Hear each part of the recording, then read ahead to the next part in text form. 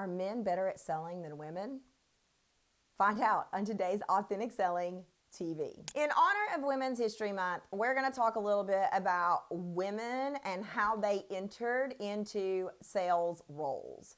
So it's really fascinating when you study this, because in the 70s, women got brought into being salespeople.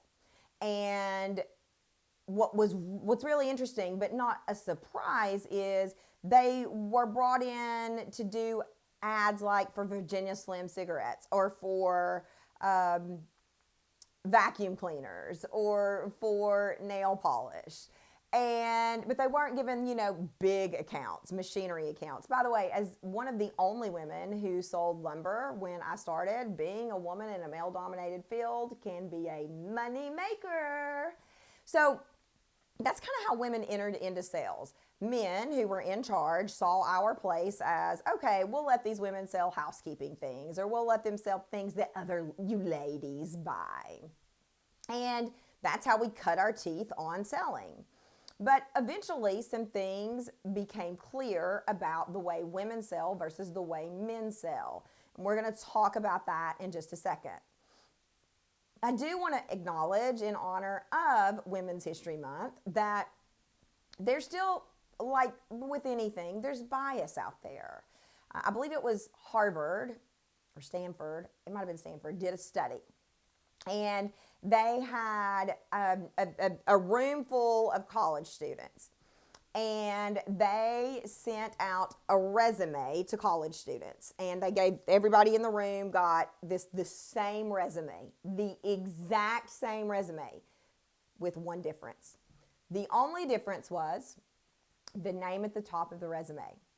The name at the top of the resume on resume 1, and I'm making this up, was something like Bill or Bob, something that sounds like a traditional male name. I know there are exceptions to this. I'm named Kendrick, so I get it. On the other resume, resume number 2, it was a traditionally sounding female name, like Susie.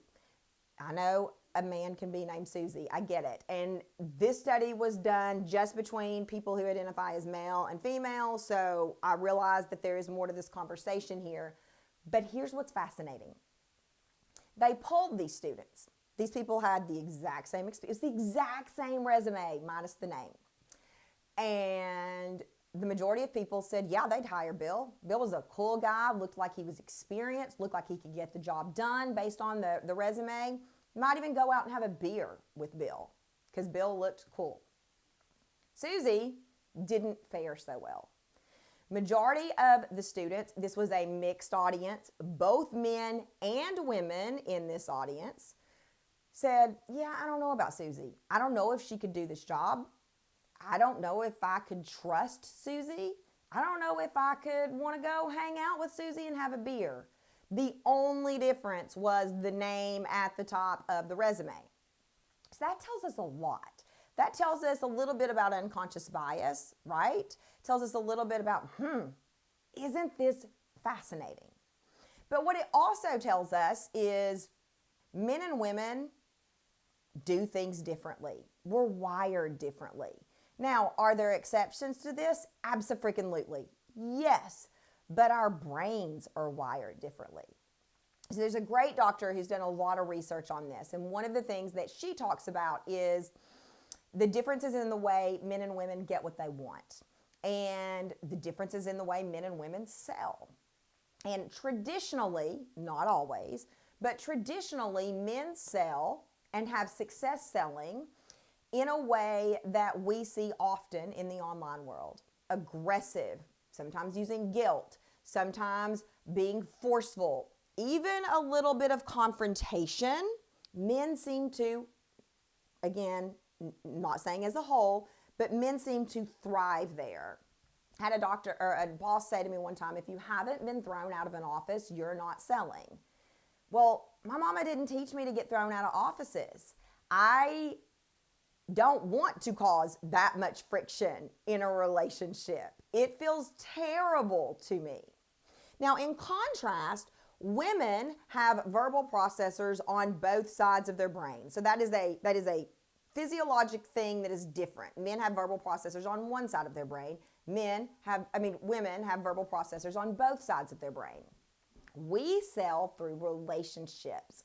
So when we are trying to sell like a man, forceful, using guilt, getting kicked out of offices, causing friction, causing confrontation, pushing, we don't fare so well.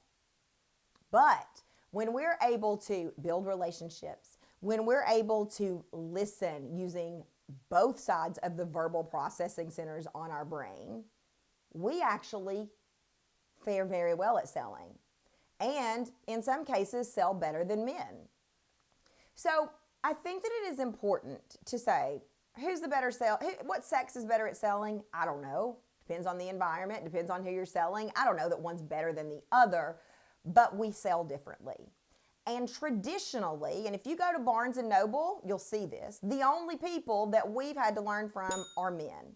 Men who have been selling for years in a very predictable, somewhat stale, in my opinion, somewhat pushy way of selling.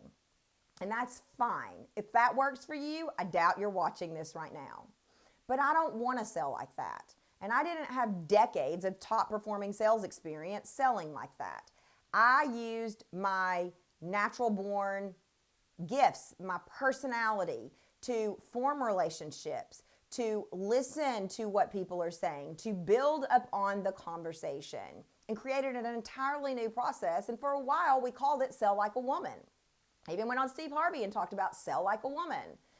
I don't use that terminology now because I think it's problematic. That was before I was completely aware that, you know what, we've got all kinds of people who may not identify as a male or a woman. We have people who are gender fluid. We've got people who are non-binary. And so that didn't feel respectful to say you either sell like a man or you sell like a woman. So we did away with that language of sell like a woman. But essentially, what that means is sell in a way that caters to your strengths. If you are naturally aggressive, which I am, if you naturally like confrontation, which I do not, if you want to use guilt, which I think is an amateur sales tool, if you want to do the bro marketing way or the bro selling kind of way, do it. There is a whole history of evidence that that works. But in honor of Women's History Month, I want to tell you that there's another way. There's another way. And that way is authentic selling. And authentic selling was built from the ground up to tap into the way I sell. And my experience has only been as a woman. So to tap into the way I sell. I had a manager say to me one time, if I could bottle the way you sell and feed it to our reps, we would be billionaires. And I remember thinking, I have no clue what you're talking about right here, but no, you don't get to be the billionaire. I'm going to be the billionaire. And while I am not a billionaire, I can tell you that I now know what he was talking about. I now know that I'm not going to walk into an office or show up online and say, you need to buy from me and here's why, because it doesn't work for me. And if you are using tools and strategies that feel gross to you, your potential customers are going to pick up on that. Something's going to be off, because what have we learned in this industry about energy? So there is a way in which people on both sides sell. And there is, and the good news is you can pick what you like out of both of these. You pick what works for you. In honor of Women's History Month, figure out what feels good to you. And I can tell you that you, if you are a female or identify as a female, if you are a female, you have verbal processors on both sides of your body. And so my hunch is that you are going to feel much more yourself trying to sell in a way that feels natural to you, that feels non-icky, non-sleazy, non-slimy, non-gross, non-pushy, non-confrontational. And anybody who tells you that that will not be successful or that the relational sell is dead, tell them to come on over and talk to me, because I got the numbers to prove that it is still alive and it still works. So don't try to force a square peg into a round hole. Figure out how you like to communicate with people, how you like to show up. And if somebody says to you, you're not selling until you get 14 no's, or you're not selling until you've had a confrontation, or you're not, no, I'm just not going to do that. I'm going to find a way to sell and do it like Frank Sinatra. I did it my way. For more truth telling like this about how you can close more sales, ring the bell below. And I believe in you and I believe in your business. Happy Women's History Month. Bye.